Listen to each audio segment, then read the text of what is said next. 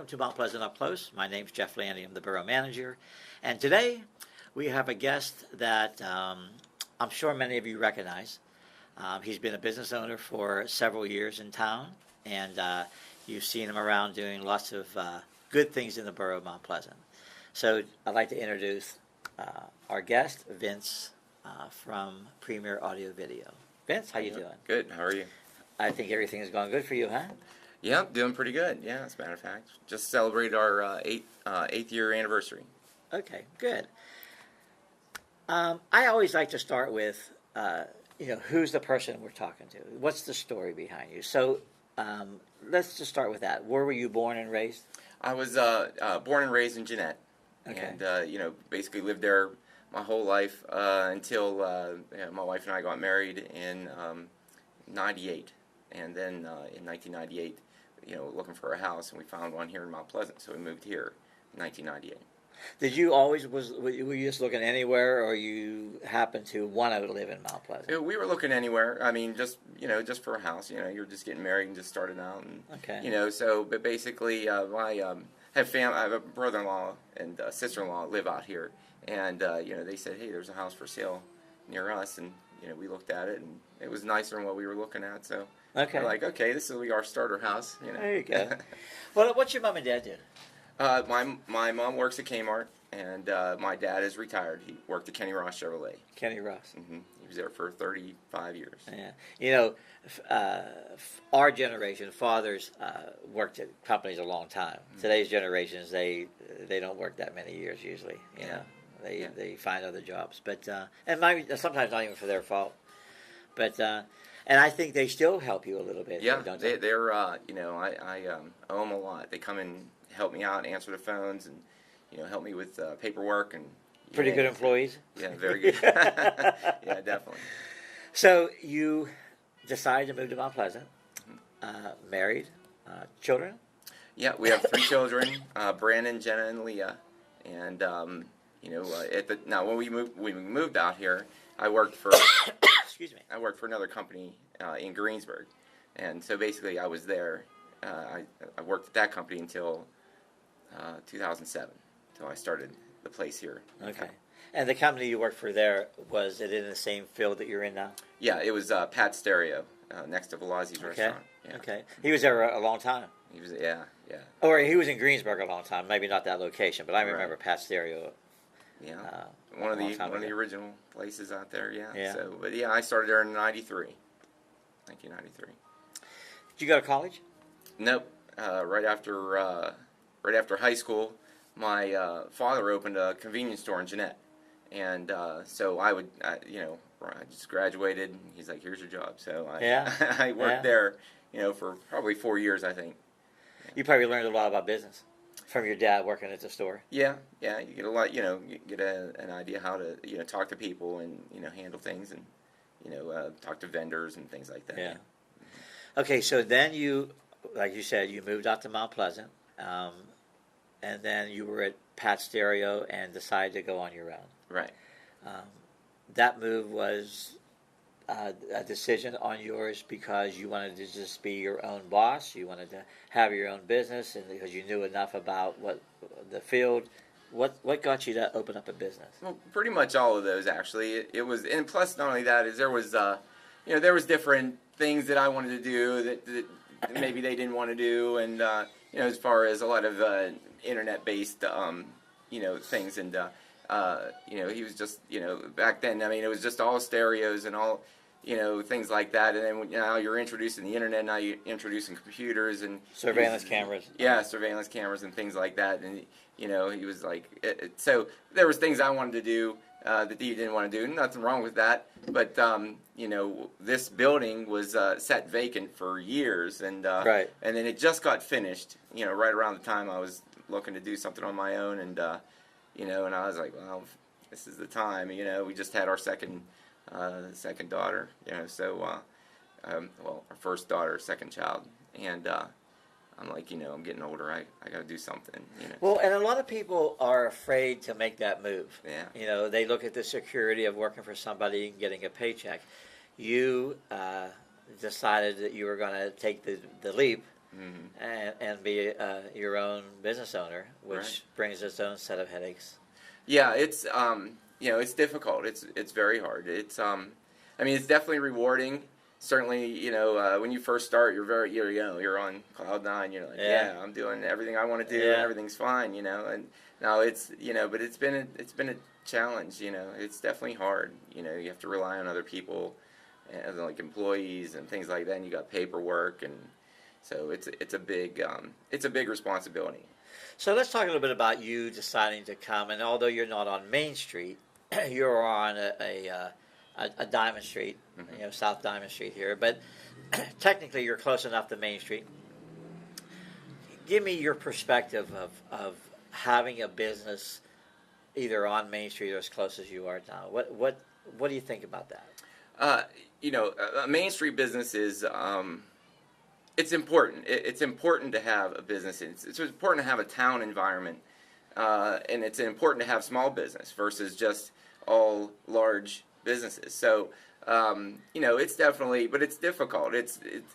People have pretty much people just throw things away anymore. If the light bulb only lasts 6 months, they throw it away. Yeah. And get a new light bulb. Yeah.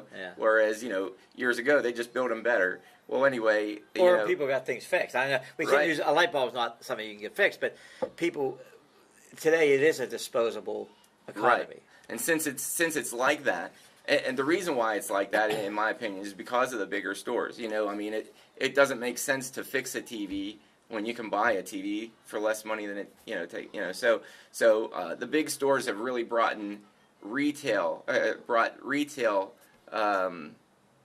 in general.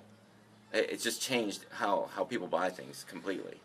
And I think the big box stores, the Costco's, the Walmarts, they've changed retail. Yeah. I mean, if you remember when Sears was in business, Sears had a service department. I mean, if you went to Sears and bought an appliance, they were big on appliances. They had a service department that would, if something went wrong with that appliance, they fixed it. Mm-hmm. Today, you buy an appliance at some of the big box stores. They don't have a service department. You have to go out and find another company to do it, a small business to do it, or you have to call the company. It gives you a phone number to call, and you get to try to figure out what they're telling you over the phone. Exactly. And so they did change the landscape of how retail was. There's no doubt about that in my mind. But I think everything is cyclical. Mm-hmm. There was a time where people didn't mind walking into a store. Nobody hassled them to buy something. They picked it up, not knowing for sure if it's the right thing because nobody was there to help them, and paid for it. And I think now it goes back to people do like a little bit of personal service. Well, that's and that's what we see a lot of people are like, what, I'm tired of just going out and buying something and then it not working, or not know how to hook it up or connect it or work it. Yeah. Or, I would say probably the huge majority of TVs that are bought are probably smart TVs, and maybe a third of those are even connected to the internet, and people just don't know. Right. There's so many features in these, this equipment that people aren't even taking advantage of because they just don't know how to. So let's take you back. So now you decide, and you said that maybe the past era wasn't doing the things like you'd like to see being done. So you were then probably a little bit ahead of the curve there. You probably thought, well, there's lots of potential here because of the new technology, and so you branched off, and now here you are with your own business, and let's talk about that. What do you consider yourself as a business? So we are custom sound and video and security integrators. So basically, somebody will come to us and say, in my living room, I have a living room that's this size by this size. I want to put a television in it and have maybe some speakers, and I want it just all to work. And I want you to set it all up and put the TV on the wall for me and show me how it works when it's done. And that's what we do. Okay. That's how. And is there much competition out there that does what you do? Not much. But it changes constantly. The equipment changes constantly. I mean, within 6 months, something could be totally different. So it's hard to keep up on. You really have to love what you're doing in order to stay on top of it that much. I mean, otherwise, I see people all the time. They'll start a business and then they'll be around for a year or two or something like that. Then they're gone, and you're like, oh, where'd they go? Oh, they went to work for so and so. Yeah. Doing something totally unrelated. So, it's a hard business all the way around, and so. Competition-wise, there's not too many people that do the scope that we do. We do residential sound systems, commercial sound systems, commercial video systems, sports bars, and then we do security and video surveillance too, which is a huge part of our business. Video surveillance is important to have whether you have a house or a business, So and then of course people want to be able to see it on their phones or see it remotely. So now you have internet issues that you have to take care of too. So we make sure all that gets done, and so there's a lot involved in. It's a big, huge scope of things we do.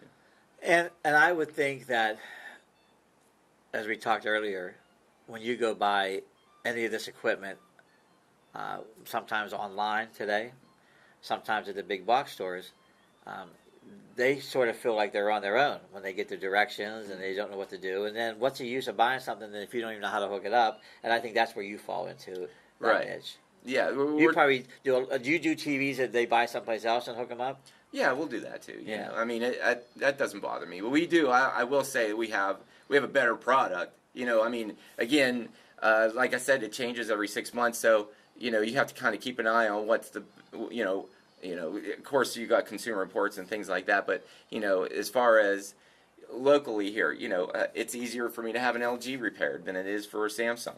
For example, tons of people buy Samsung's TVs, and we sell them too, and we like them. But if you have a problem, it's just easier to have an LG repaired around here, But we have very good luck with pretty much all the TVs that we have, right? So, but anyway, there's little things like that people don't know, before they buy a TV, But like I said, they read consumer reports and try to keep up on it. But, I've seen some of their reviews too, and I'm like, where are they coming up with that, So. Yeah. But anyway, Well, I also like to talk about how much you have been a part of the Mount Pleasant Borough. You spent several years working with the Rotary in the borough on the movies in the park. Mm-hmm. I think you were the first one to.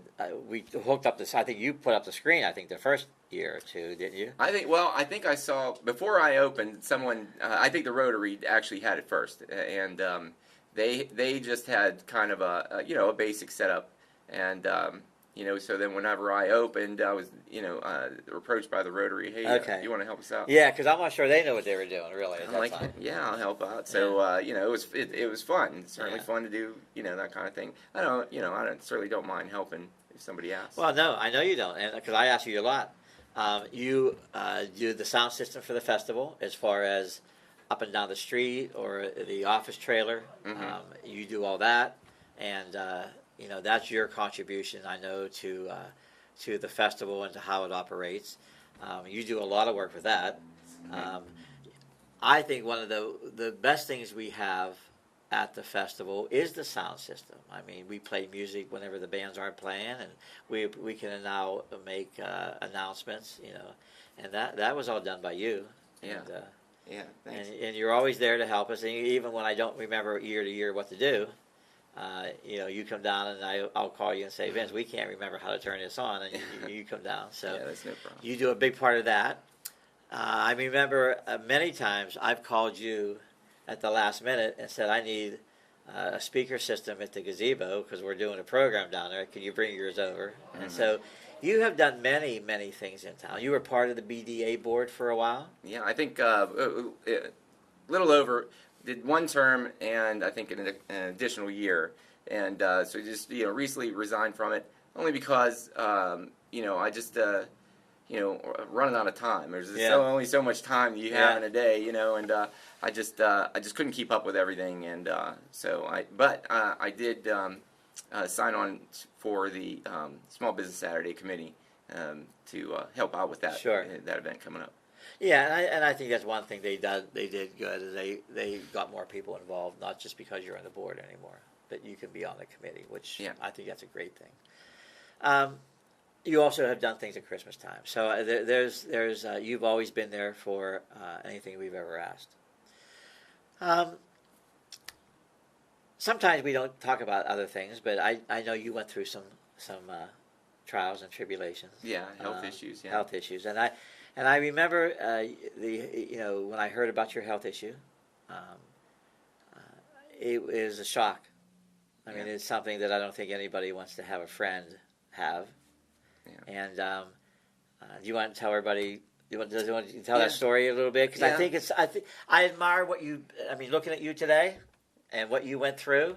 Thank you. And to keep a business going and to volunteer, I think it's an amazing thing. I think it's something that I want to bring out into the show. Thanks. It was definitely tough.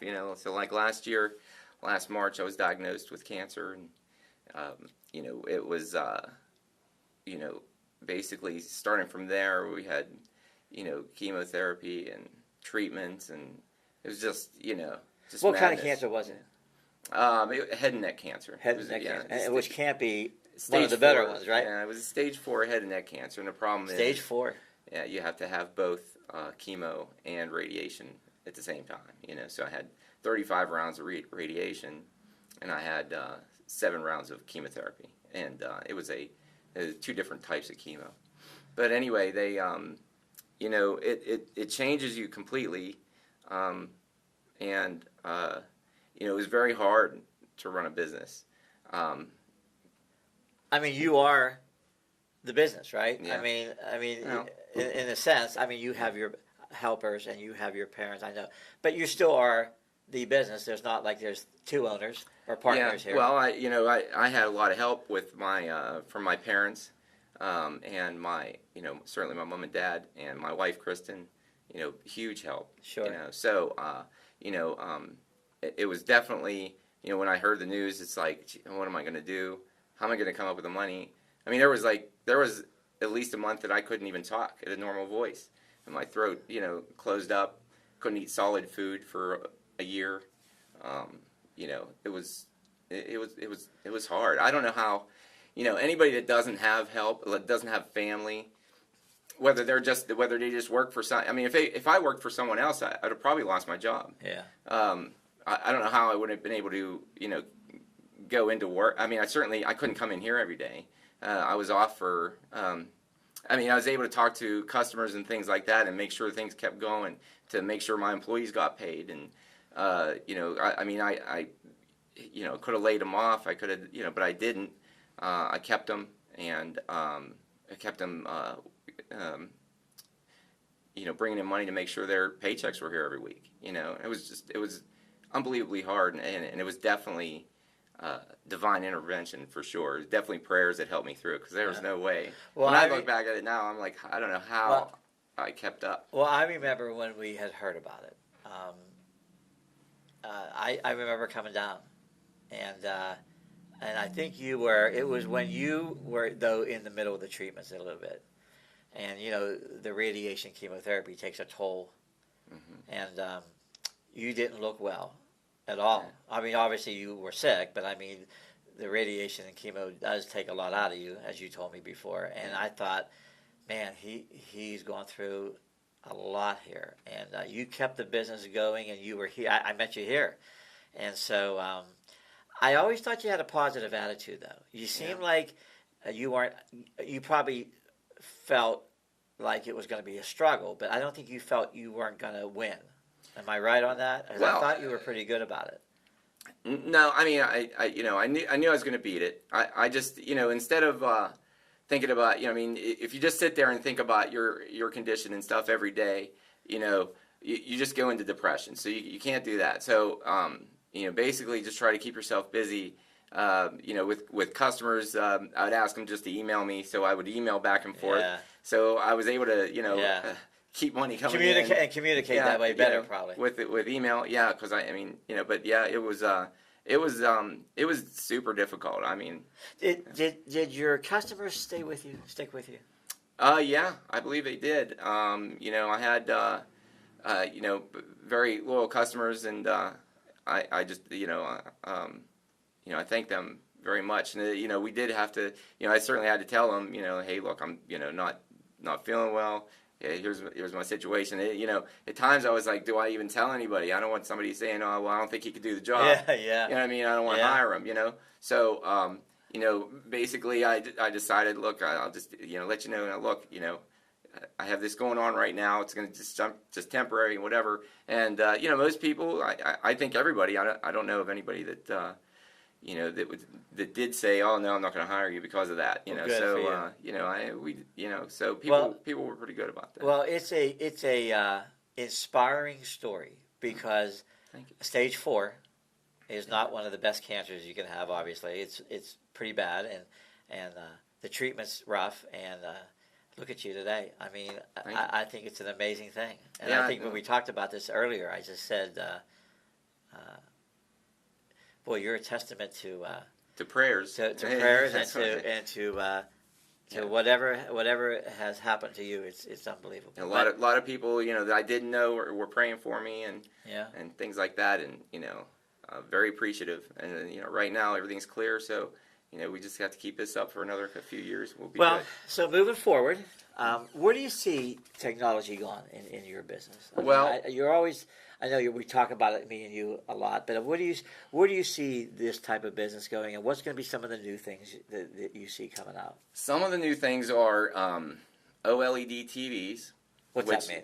Organic LED, or light emitting diode. So basically, what it is it's a TV, and we have one right here. It's an LG, and the way it produces a picture actually is made of a compressed and heated powder, which actually can be transparent. And then is electrified and creates this picture. So, is that right? Yeah, it's crazy. It is. And it's a beautiful picture. And, so that's going to be one of the things. Now, with the organic, you can do a few things. You can make it even thinner than normal LED TVs. And you can even make it flexible. You can wrap a TV around a pole. Really? Yeah. Yeah. You can literally put it onto the wall with Velcro. So I see us probably selling Velcro. yeah. Well, the installation shouldn't be too bad, right? Yeah, right. It shouldn't be that bad. So, but yeah, very super thin and flexible. So that is the newest, one of the newest things. So other than wiring it up, though, I mean, you could technically move that TV around more often. Some people put it on this wall, and now remember the old screens. I mean, it was a big tube in the back, and moving that was ridiculous because you had to have a whole big thing holding it up, or it had to sit on the floor model. But then they got to the LEDs, which were thinner. You could mount them on the wall. There's some more flexibility. Now, you probably have a lot of flexibility of moving the TV around.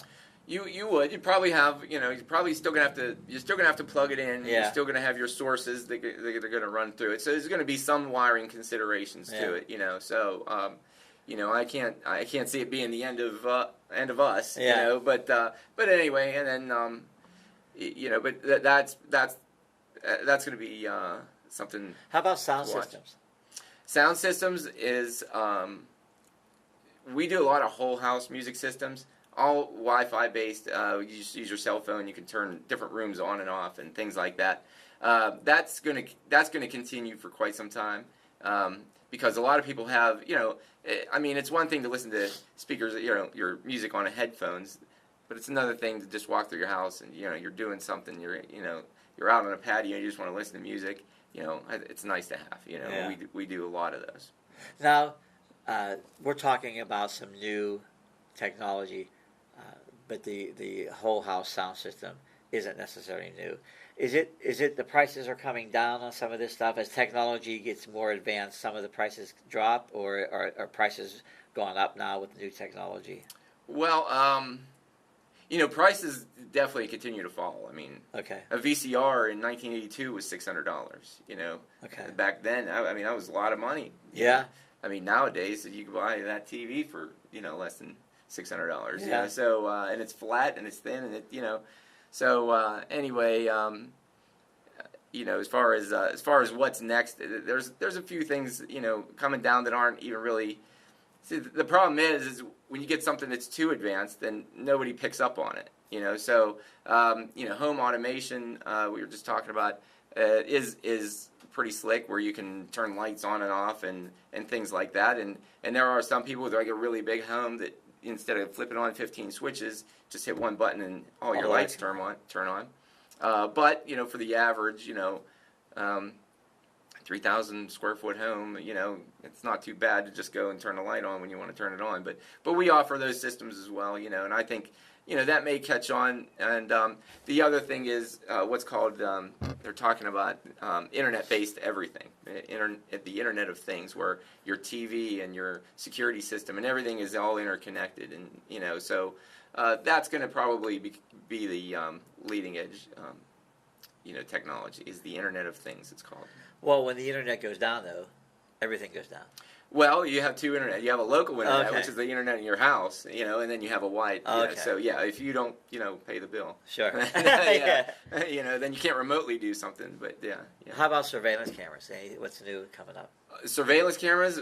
We have a very slick camera. It's a 360-degree camera. Basically, it's looking 360 degrees, and you could just take the phone and take the app and turn it around, and you can see all of the the whole area just with your smartphone. We have it on display. It's very slick. Is that right? Mm-hmm. Now, is that used in football games when you can actually, they'll show a quarterback and go all the way around him? Is that sort of the same technology? You know what? That's a good question. This insecurity camera wise, that just came out recently. I would say within a year or so. Now, what do they do on football fields when they do that? I think they have multiple cameras doing that, because that's around the outside. We're talking about a 360 camera that's placed in the middle, seeing all around. Shoots this around way. that way. So I think it's a little different. Okay. So, is there any product coming out that you've seen in any of your research and about moving the business forward? Anything new coming out? That we talked a little bit about the three basic things that you do, but is there anything else that on the horizon that you might have seen at a trade show? I haven't yet, but I'm going to another show in 2 weeks for security cameras. So I'll see what's okay. Other than that 360-degree camera. Okay. There's as a matter of fact, there's one thing is security cameras that have Wi-Fi built into it. So basically, as long as it's receiving a Wi-Fi signal, we'd be able to put that camera on a telephone pole and just give it some power, and it can connect to your system inside the house. So wireless, but Wi-Fi though. Well, you're in a very exciting field, and I see you have the passion. I always talk to you about the passion about new things, and you can see when you come in here, it's all talks technology. And I love the room that you have over there, the theater room. Yeah. So. Two more things I want to bring up about what you've done. You always help us with the big acts coming in. This is their dressing room in that theater room. Uh-huh. And you've been so great about that. Sure. And you were the one, when we had the meeting about the digital wall, Mm-hmm. you were the one that we came to and said, Vince, we want to do a digital wall. How can you help us? And you led us down the right path. So I want to make sure that you get credit for those two things, because you helped us achieve something that a lot of communities don't have. We're probably one of the few communities that have it, I'll say, outside of maybe New York and Washington, D.C. So listen, Vince, I just hope people have a better perspective of who you are today after you have gone through so much and have done so much for the town of Mount Pleasant. And is one of the specialty stores that people say small towns should have. Mm-hmm. You are truly a specialty store. Thank you. Yeah. And so I just thought it would be good to let people know more about you. You have done, you're a good businessman, and you're a good person. Thank you. So Thank you very much. If people want to get a hold of you, how do they reach you? So our phone number is 724-542-2411. We also have a website, mountpleasanthdtv.com, and we're on Facebook also, facebook.com/Premier Audio Video. Okay. Well, I hope you see what some of the businesses have been lately, especially something like Premier Audio Video here. Stop in and visit them, especially during Christmas time. It's a great chance for Christmas gifts. So for Vince and Jeff, this is Mount Pleasant Up Close, and we'll see you next time.